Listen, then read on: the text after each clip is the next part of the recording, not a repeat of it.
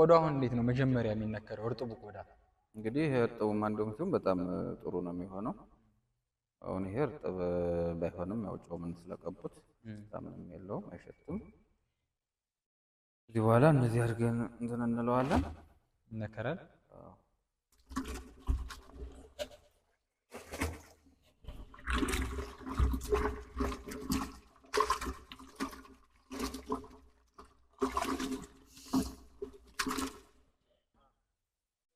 እንግዲህ ይሄ ቆዳ ከተነከረ በኋላ ደረቅ ከሆነ እስከ 3 ቀን እስከሚርስ ይጠበቃል ብለናል። እርጥብ ከሆነ ደግሞ አጥቦ ማውጣት ብቻ ነው እና ይሄ ከወጣ በኋላ እንዴት ነው የሚሆነው? እንግዲህ ይሄ ከወጣ በኋላ እንደምታየው አሁን ይሄ ፀጉር አለው። እሺ አጠቃላይ ደግሞ በዚህ ቅድም ተነጋገርነው ያው ስቡ አለ። እሺ ይሄ በምላጭ ቅድም ባሳየው ምላጭ መንገድ ይፋቃል። ከዛ በኋላ ይሄንን እንትን ካልን በኋላ ይሄንን ከላጥነው በኋላ ሙሉ ኦልሬዲ ያንን የሰራነውን የመሰለ ይሆናል።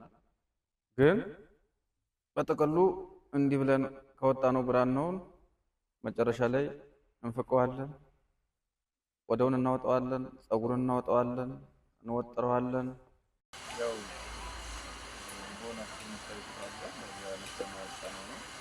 በዚያ መንገድ ከተነከረ በኋላ እንደምትወስ እንደዚህ ተፈቅዷል። ያርገን ከፈገፈግነው በኋላ ወደ ዋናው ናሙና እንሄዳለን ማለት ነው። ይሄ ፀጉር ያለው ነው። ለፊልም ስለምንጠቀምበት ፈግፈገንም ለፊልም የምንጠቀምበት በእንዲህ አይነት ፀጉር ስለሆነ ስለዚህ ያንኛው አንድ አይነት ከለርም ስለሆነ ትልቁ የብራና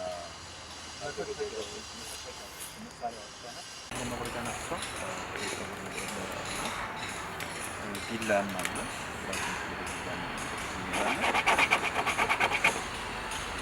ቢላም እንትን እንለዋለን። ከሌለው ደግሞ ያው ለመሳቢያ ስለሆነ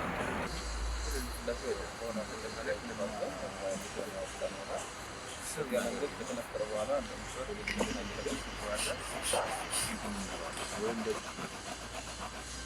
ያርገን ከፈገፈግነው በኋላ ወደ ዋናው ናሙና እንሄዳለን ማለት ነው። እንግዲህ ይሄ ፀጉር ያለው ነው።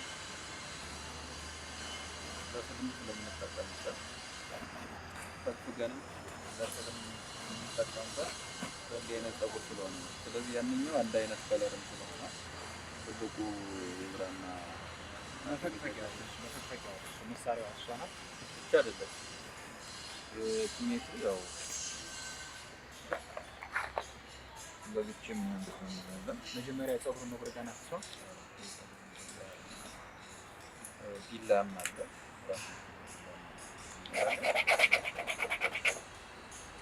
ቢላም ስላለ ማለት ነው።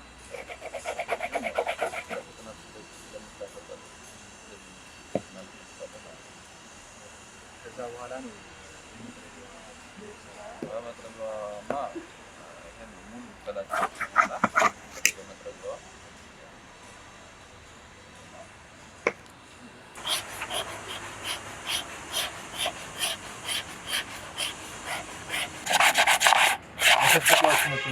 እነዚህ መድምጥ ይባላል። ይሄ መድምጥ ይሄ ደግሞ ያው አይናማ የሆነ እዛ ወጣና አካባቢ ይገኛል እንለዋለን። ደግሞ ይሄ እንኳን ባይኖር ለምሳሌ ይሄ በዘመናዊ በብርጭቆ ወረቀትም ያው ይፈገፈጋል ማለት ነው። እነዚህ ግን ሲፈገፈጉ ቀለም እንዲጨብጥ ቀለም በደንብ እንዲሰርፍ እንጽፍ ማለት ነው። ይሄን ይመስላል የብራና ማዘጋጀት።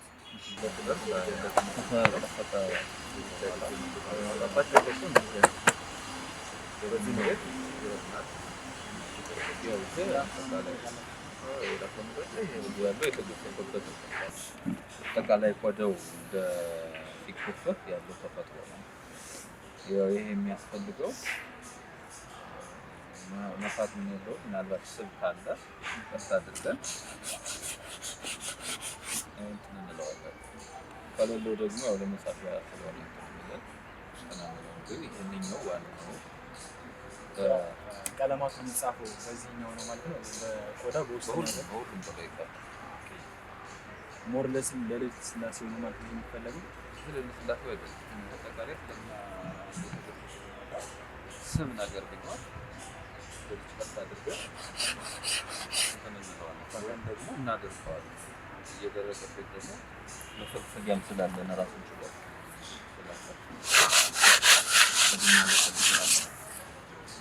ያለ መጻፊያ ራሱን ችሎ ስላለው ማለት ነው። ስለዚህ ይሄን ነው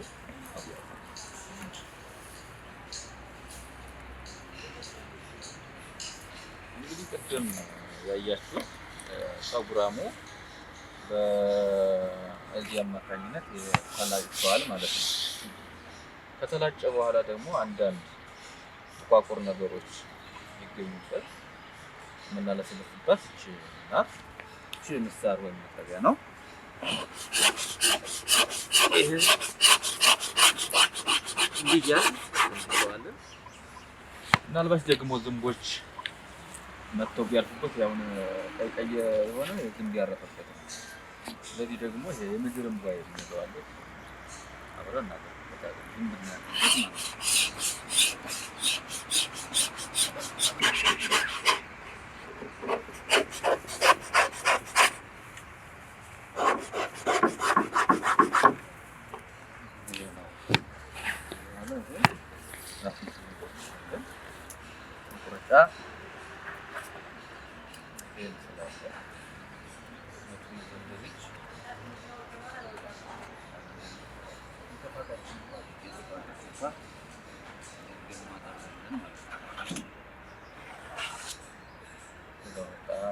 ያው እንደምታዩት እነዚህ ብራናዎች ይወጣሉ ማለት ነው።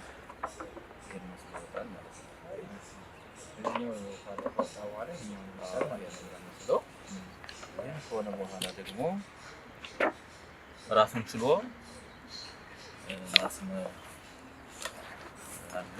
እንዴት አድርገን ደግሞ እናሰምረዋለን? ራሱን ችሎ ማስመር ያለው መስመሩን ደግሞ ይቺ ናት። መስመሪያው እሷ መስመሪያው ናት። እቺ መስመሪያው ናት። ወስፊ ነው የምትባለው። እቺ ወስፊ መስመሪያው መውጊያ ነው። ውግ ማለት አንድ ጽሑፍ ስንጽፍ እቺን ማለት ነው። መስመሪያውን በዚች ይወጋ ራሱን ችሎ ወዲህ ወቅተ እዚያ ደግሞ ማስመሪያ ራሱን ችሎ እዚህ አንስተን ወዲህ የምናሰምርባት እቺ ናት። ማስመሪያ ራሱን ችሎ ስላለው ማለት ነው። ስለዚህ መንገድ ነው። በይበልጥ ደግሞ እንትን ካለ ከተዘጋጀ በኋላ ብራና እንዲጽፍ በዚህ ይፈገፈጋል። ይሄ የድሮ ያባቶቻችን ደግሞ በውል ደግሞ እንትን ካለ ደግሞ አትቻለች። እነዚህ መድምጥ ይባላል። ይሄ መድምጥ ይሄ ደግሞ ያው አይናማ የሆነ በጣም አካባቢ ይገኛል እንለዋለን። ደግሞ ይሄ እንኳን ባይኖር ለምሳሌ የዘመናዊ የብራቶች ቆረቀትም ያው ይፈገፈጋል ማለት ነው። እነዚህ ግን ሲፈገፈጉ ቀለም እንዲጨብጥ ቀለም በደንብ እንዲሰርፍ ስንጽፍ ማለት ነው። ይሄን ይመስላል የብራና አዘገጃጀት። እንግዲህ ይሄ ብራና አዘጋጀት ይሄ አሁን ያያችሁት ብራና የተዘጋጀው በሁለት ከሶስት ቀን ከተራሰ በኋላ ራሱን ይወጣል ማለት ነው። በአንድ ቀን 20፣ 30፣ 50 መወጠሪያ ካለ መውጣት ይቻላል። ቀላል ድረስ ይወጣል። ሁለት ሶስት ነው ከ50 ድረስ ይወጣል። እንደዚህ መወጠሪያ ካለ ማለት ነው። የሶስ ምን ያህል ሰው ይፈጃል? ለምሳሌ 50 ለመስራት ምን ያህል ሊያስፈልግ ይችላል? ሶስት ያስፈልገዋል። በቃ በቀን ቆርጠው ቆዳ ያዘጋጃል። ይሄን ያዘጋጃል። በዚያ መንገድ መወጠሪያው እንደምታዩት እንጨትን ከብረት ማስፈስ ይቻላል። በዛ መንገድ ስለዚህ አጠቃላይ ወደ ሙሉ የብራና ከሆነ ወደ ቀለም ማዘጋጀያ እንሄዳለን ማለት ነው። እንግዲህ ቀለማት ጥቁር ቀለም የምናዘጋጀው ከገብስ፣ ከበቆሎ፣ እንዲሁም ደግሞ ከቀንጠፋ፣ ከግራዋ፣ ከጌሾ፣ ከሙጫ እናዘጋጃለን። ለሁለት ሳምፕል ያህል እነዚህ አሉ። እነዚህ ተጨምቀው በእሳት ተቃጥለው ደግሞ ያው ድሮ ላምባ የምንለው መብራት ይገራበት የነበረ ቀለማቱ አሁን ይጨምራል። ለሶስት ወር ለአራት ወር ይፈጃል። ክረምት ከሆነ ለሶስት ወር፣ በጋ ከሆነ ለአራት ወር ቀለማቱ ይሄ ተነክሮ የሚጨምረው በውሃ ነው። በደንብ አድርጎ ውሃ እንደ ገንፎ ተገንፍቶ እንደገና ይፈታል። ከዛ በኋላ ደግሞ ተጨምሮበት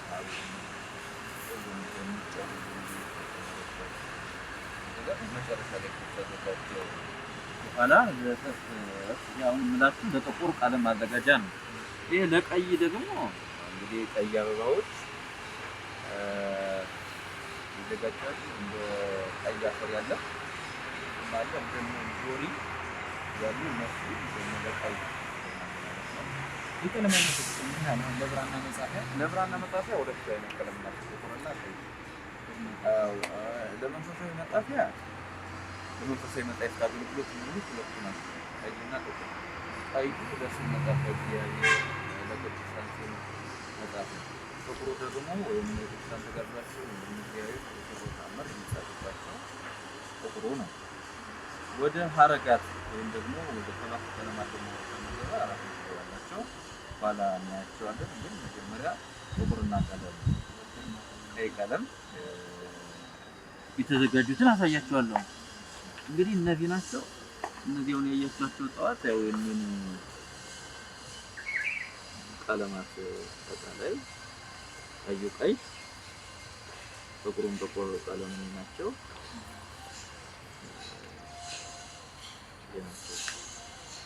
እነዚህ ናቸው። እንግዲህ ቀለሙን ማዘጋጀነ፣ ብራናውን ማዘጋጀነ። የሚቀረን ደግሞ ዋናው መጻፊያው ብዕሩ ነው። እንግዲህ ብዕር እንትኑም የነሱን ብዕር የሚዘጋጀው ከሸንበቆ ነው። በዚህ ነው እንፍቃት አለ መፋጫ ለትልቁም ፊደል ለትንሹም ፊደል ብቻ አድርገን ነው ብዕር የምናወጣባቸው። እንዲህ ቀለም ብዙ ቀለም እንዲህ ነው ማለት ጸሐፊው እንትን ማለት ነው። ይሄን ይመስላል። ለትልቅ ፊደልና ለትንሽ ፊደል ያልከው እቺ ጫፏ ናት እንትን የምትለው የጫፏ ነው። እቺ ጫፏን ጫፏ ትልቅነትና አሁን ይሄ ለትልቅ ነው ሰፊ ነው ቀጭናት። ይሄ አሁን ለትልቅ ፊደል ትልቅ ፊደሎች የሚጽፉበት ለመጻፊያ ነው። ለትንሽ ፊደል ይሄን ይመስላል ማለት ነው። ያው ቀጭንና ወፍራም ማለት ነው። እነዚህ ናቸው እንግዲህ ቀለማት ይመስላሉ። ከጽሁፍ ከመዳችን አሁን ደግሞ ለሀረግ የሚያስፈልጉ ቀለማት ራሳቸውን ችለው ለጌጣጌጡ የሚያዙ አሁን የምታዩቸው ሀረጋት ናቸው። አጠቃላይ ወደ 2 ሳምፕል ያህል እነዚህ አሉ። እነዚህ ተጨምቀው በእሳት ተቃጥለው ደግሞ ያው ድሮ ወይም ላምባ የምንለው መብራት ይገራበት የነበረ ቀለማቱ አብሮ ይጨመራል። ከተሰራ በኋላ ቀለሙም ስዕሉም የተቀመጠበት ብራና ነው። ሌሎች አረንጓዴዎች አሉ። እነ ጌሾ ያስፈልጋል፣ አረንጓዴ እነ እንዶድ ያስፈልጋሉ። አሁንም ዕጣን ያስፈልገዋል። ሁሉ አጠቃላይ 7 ቀለማት ይጎረጎራሉ። እነዚህ ለብዙ ነገር ይጠቅማሉ ማለት ነው። ለስዕላት ምናምን የምንጠቀምባቸው ቀለሞች ናቸው። እነዚህ አሁን ቀይና ጥቁር መጻፊያ ናቸው። ሰማያዊ፣ ቢጫ፣ አረንጓዴ፣ ወይነ ጠጅ እነዚህ ደግሞ ለስዕል የምንጠቀምባቸው ናቸው። የገመድ አለ፣ የእባብ ሐረግ አለ፣ የመሶበ ወርቅ ሐረግ አለ። አጠቃላይ በዓለም የምንጠቀምባቸው ነገሮች ሁሉ በዚህ ስዕል በ7 ቀለማት ይሳላሉ ማለት ነው። እነዚህን ይመስላሉ እንግዲህ ጥቅሉ። ወደ ጤፍ ስንገባ ደግሞ ብራናዎች እንዴት ይጠፋሉ? ከሸንበቆ ነው የምትዘጋጀው። አሁን ይሄ ለትልቅ ፊደል ነው የሚሆነው። ስለዚህ እንግዲህ ያዘጋጀናቸው ቀለማት እንዲህ አድርገን እንይዛለን።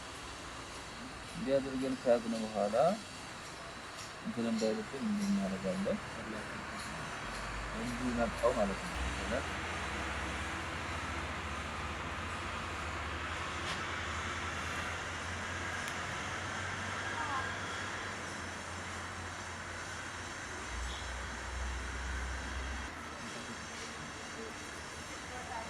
በትልቁ ሲሆን ነው። እዛ ደግሞ በትንሹ ፊደል ነው።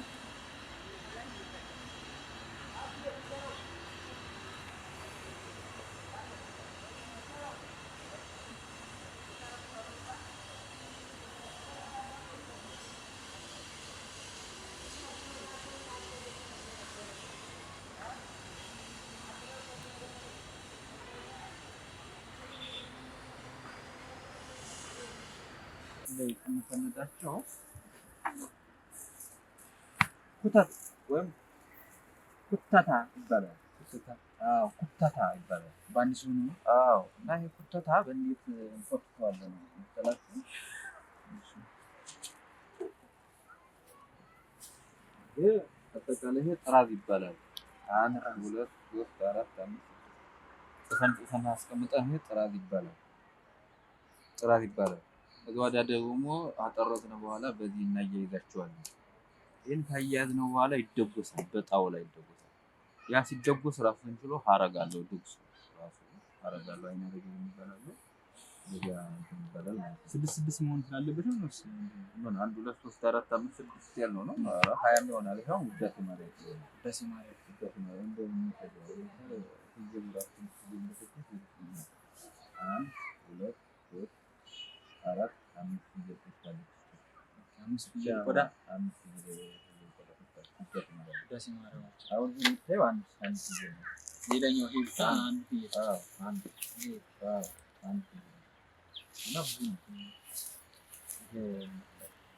እነዚህ ናቸው።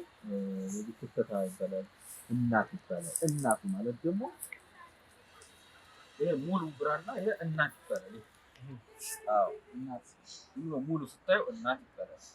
ደግሞ መግለጫ ሀተታ ሲራኩ ግሌቱ። አሁን ደግሞ እዚህ ላይ ምን ታያለህ መሰለህ?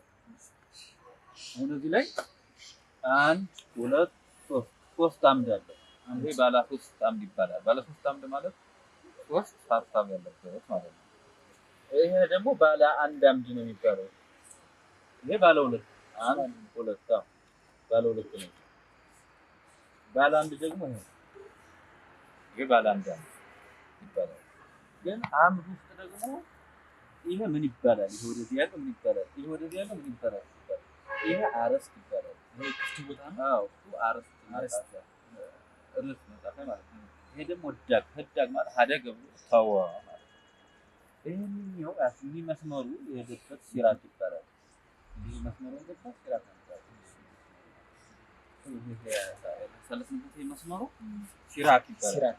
መስመሩ ያለፈበት ደግሞ ያ መሀሉ ምን ይባላል? ተባለ ደግሞ ፍኖት ይባላል። መንገድ ነው። መንገድ ትሄዳለህ። መንገድ ይባላል። መስመሩ የሚያልፍበት መንገድ። ከዚያ ደግሞ ይሄ ደግሞ ሙሉ ከተዘጋጀ በኋላ ደግሞ ነጡ ውስጡ መገለበጫ ወይም ደግሞ ግሌት ይባላል። ይሄ ሙሉ ግሌት ይባላል። ከዛ ደግሞ ይሄ ውግ ለማስመር አሁን ይሄ ስላላለቀ ነው። ካለቀ በኋላ ሊደጎስ ሲል ይሄ ይቆረጥና ህዳግ አደረገ ተወ ማለት ነው። ከዚያ ይህ አካባቢ ደግሞ ይሄ ወደዚህ አካባቢ ቀፈፍ ይባላል። ይሄ ቀፈፍ ጫፍና ጫፉ ቀፈፍ ይባላል። ይሄ ደግሞ ምስማቅ ይባላል። ምስማቅ ይባላል። በዚህና በዚህ ያለው ከዚያው እዚች ውስጥ አውጉ መሀል ውስጥ ያለው ክፍት ቦታ ምን ይባላል መሰለህ? ይሄ ማለት ነው። ይሄ እንዲሁም በዚህ የምታገኘው ነው ምስማቅ የሚባል። በዚህ ደግሞ ህውቡ ደግሞ አለው በዚህ አግድመህ ስትታደሙ የምታገኘው ህላፍ ይባላል። ያለፈ ማለት ነው። ምንም ለጽሁፍም የማያገለግል ይሄ ግን እዚህ ውስጥ ልንጠፍበት እንችላለን። ይሄ ደግሞ ሀሳብ ነው። የተጻፈበት ሀሳብ አንቀጽ ይባላል። ፊደላቱ የተጻፈበት መጀመሪያ አንቀጽ መጀመሪያ የሚያርፍበት አንቀጽ ይባላል። ከፊደልና ፊደሉ መካከል ያለው ክፍት ቦታ ደግሞ ሆህት ይባላል። በዚያው ላይ እነዚህ ማጠንትና ምስላቸው የነበሩት እዚህ ታብነታለ ማለት ነው። ከዚያው ደግሞ ምዕራፍ ታምር የሚለው ምዕራፍ ይሆናል። መግለጫ እንደማለት ነው። ይሄ ቁጥሩ ምን የሚጻፍበት አለ። ሰንጠረዥ ራሱን ችሎ ይባላል። ላላለቀ ሳያልቅ አንጠርዘው ወይም አንደግፈው ከደጉ በኋላ እናሳያቸዋለን ደግሞ ማለት ነው። እንግዲህ አሁን የቀረው የብራና ሂደት ሂዶ ከጽፎም ፊደላቱ አሁን የቀረው እንትን የተደጎሰው ነው ማለት ነው። አሁን እንግዲህ የቀረው የተደጎሰው ነው። የተደጎሰው ደግሞ ሲያልቅ ነው መጣፍ የሚደጎሰው። ሲያልቅ ማለት ነው። ለቀመጣ ፈለክ ወጣ ያያቸዋል